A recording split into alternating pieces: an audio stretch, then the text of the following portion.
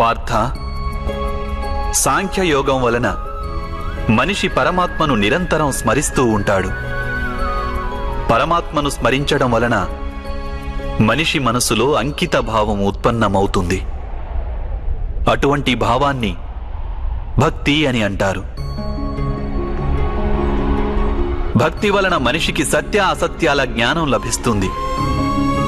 ఆ జ్ఞానం వలన వాడు పరమాత్మను దర్శించగలుగుతాడు.